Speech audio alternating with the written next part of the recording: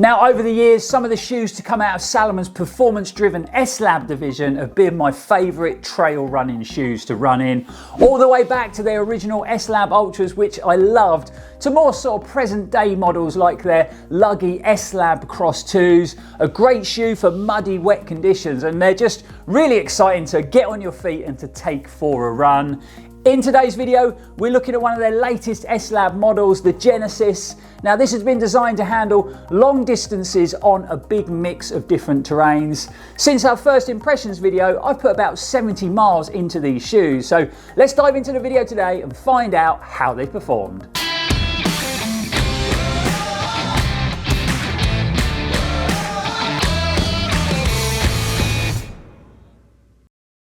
Welcome back, folks. I'm Lloyd Purvis and this is Run4Adventure. Hope everybody is fit and well out there, and thanks for joining us for another video.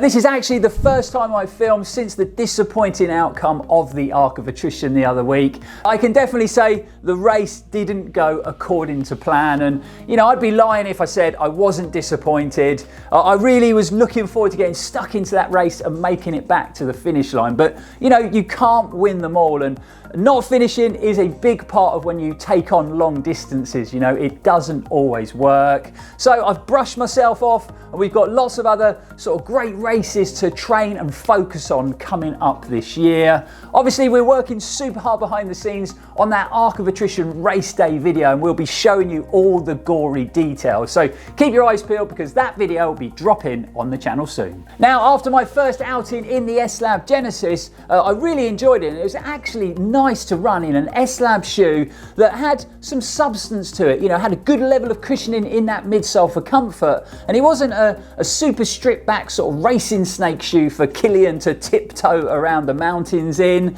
So before we jump into how it performed, we're going to give you guys a few facts and figures about the shoe, and we're going to break down the construction in a bit more detail. The S-Lab Genesis retails for a pretty hefty £180 here in the UK. Weight-wise, comes in at 278 grams in a men's UK 9.5, and it runs off an 8mm drop. So we've got a stack height of 30mm on the heel and 22mm under your forefoot. When it comes down to sizing, it is a unisex fitting shoe, so there's no female or male specific fit, it is just unisex. I would say it is true to size, with average width and volume in the toe box. As far as the construction goes, Salomon have opted to use a matrix upper. Now, if you're not familiar with matrix, it is basically a patented technology fabric that utilizes aramid fibers that are weaved through the material. And what this leaves you is a very comfortable, precise fitting and super durable upper construction. We're actually seeing a lot of the trail running brands using the matrix system on their shoes these days. We've also got Salomon's EndoFit technology worked in, and this gives the upper a sort of sock-like design, making you feel very well held and supported around the midfoot and in the heel, making you nice and sort of connected to the upper. So you should feel very confident and very stable even when you're moving quickly over more technical terrain. We've got a good level of padding in the tongue and around that ankle collar for an S-Lab shoe to give you high levels of comfort, and we've got this integrated sort of gaiter system worked into the upper to help keep debris from getting in the shoe, but also to provide you with an extra level of protection when you're running in challenging conditions. Something new from the Salomon brand up next, and it is these slightly odd looking protective pads. So we got one there on the heel on the lateral side, but we've also got a slightly bigger one on the medial instep. These are made out of a highly durable protective material, and they've been placed around the upper to give the runner a higher level of protection when the trails turn rocky and aggressive. Like most of the trail running shoe offerings from the Salomon brand these days, you get their minimalistic cord Quicklace system. So no sort of standard running shoe laces on here.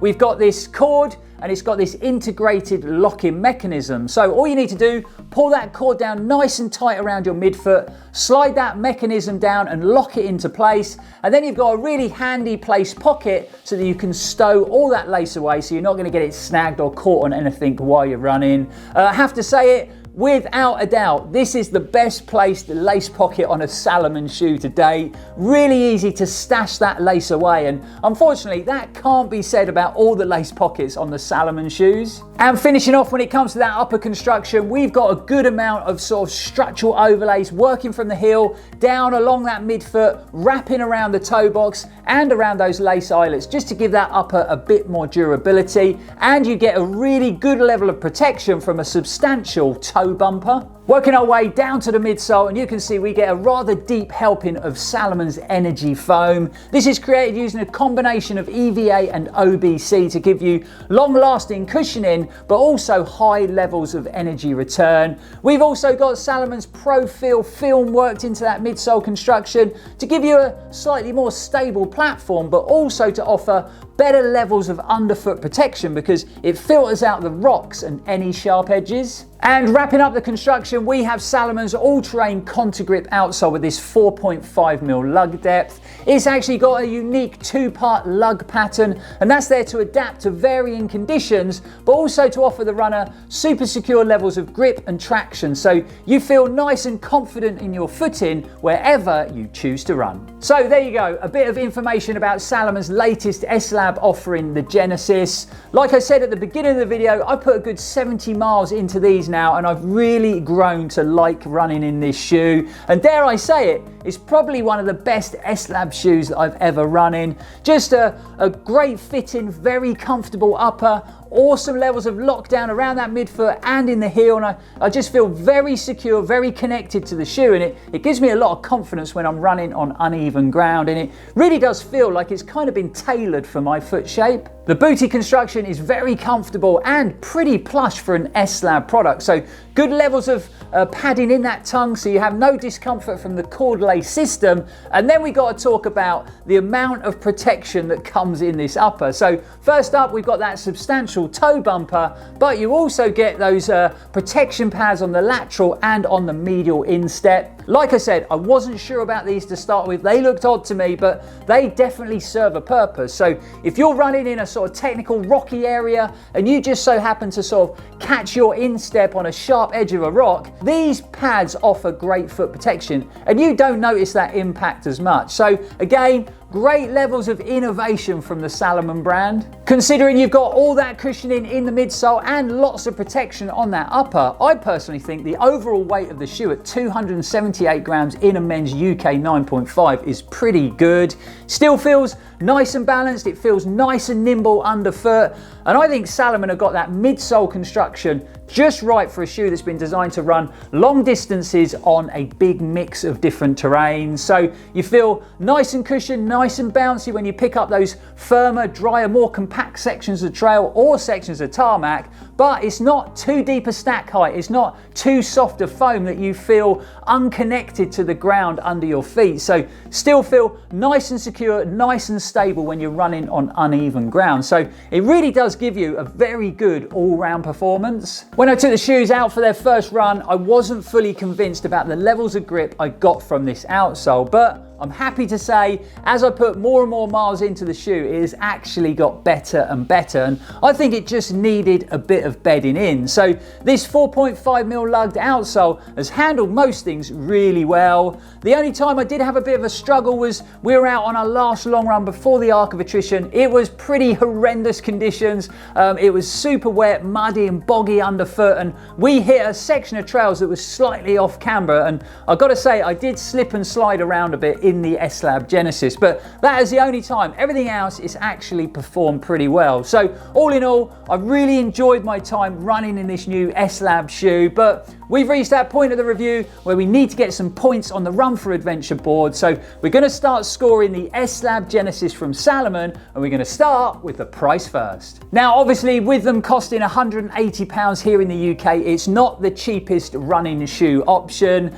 You tend to find all of Salomon's S-Lab products are a bit more expensive than their other sort of trail running shoes in their range, and I think it's just down to the amount of innovation and development that's thrown at them.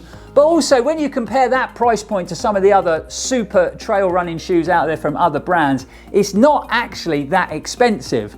Don't get me wrong, £180 is still a lot to pay for a pair of trail running shoes. So unfortunately, it is going to get marked down a little bit for this category, and we're going to give it a quite expensive 6 out of 10 for price. Next up is comfort and performance, and this is another area of this shoe that's really impressed me, and dare I say it, I think it's one of the most versatile, comfortable S-Lab shoes that the Salomon brand has ever produced.